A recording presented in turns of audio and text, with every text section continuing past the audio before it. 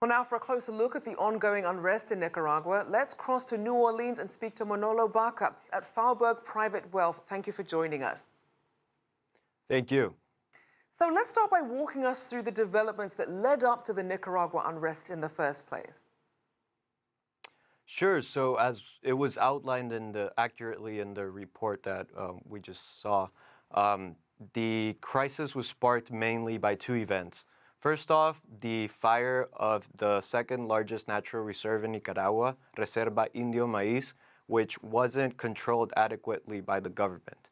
Nicaraguan university students started to protest, and then a few days later, President Ortega unilaterally passed reforms to the crumbling social security system, where he increased payroll taxes, increased social security taxes, and decreased the pensions of already retired Nicaraguans. So more people went to the streets, and they were met with violent repression from Ortega's Juventud Sandinista, which essentially is a government-backed clash force, and the police. So in the first few days of the crisis, people started to be killed by the police and by the clash forces, which exacerbated the movement. Hundreds of thousands of people joined the streets in protest, and Ortega rolled back the Social Security reforms. Now, this is quite a turnaround, because before the crisis, Nicaragua was considered really one of the top regional performers. So talk about how the economy got to this point. Yeah, so before the crisis, the economy was doing fairly well. It was growing at about 4.5% in terms of GDP per year from 2010 to 2017. This was the third fastest rate in Latin America, behind Panama and the Dominican Republic. However, this was due mainly to Ortega's unofficial agreement with the big business of Nicaragua, where Ortega essentially said, let me do what I want to do with the government, and I will make things easy for you and let you do business. This essentially gave Ortega carte blanche to consolidate power and to profit from himself, essentially deteriorating democracy, deteriorating the government institutions of Nicaragua, deteriorating freedom of the press, and essentially just making this government incredibly authoritarian.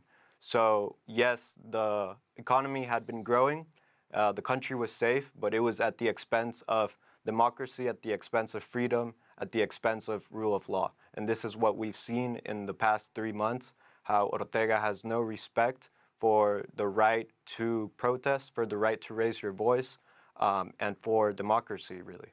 Now, President Ortega has been in power since 2007. This is, in fact, his fifth-year term, and he's considered an ally of Venezuela and Cuba. So talk about the relationship between these three countries in recent years. Sure. So Cuba doesn't play a super strong or super important role in Nicaragua. Yes, they are Nicaragua's allies, but financially, they haven't been huge supporters of the Nicaraguan regime. Venezuela has. So from 2008 to 2015, $4.4 billion in aid flew from Venezuela to Nicaragua. And this was in the form of donations and loans. And it worked in a somewhat obscure way in which Venezuela sold petroleum to Nicaragua at a decreased cost to the Nicaraguan Petroleum Company. And the Nicaraguan Petroleum Company paid this money back within 90 days. However, the Venezuelan government at the same time extended a cash loan to a private entity called Gaduna. Gaduna is controlled by Ortega and his cronies.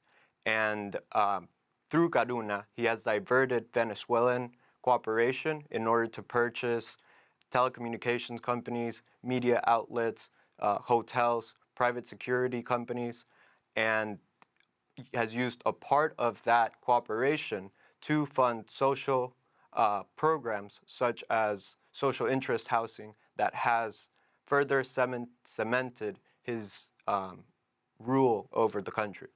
All right. Well, thank you so much for your insights, Manolo Baca there of Faubourg Private Wealth.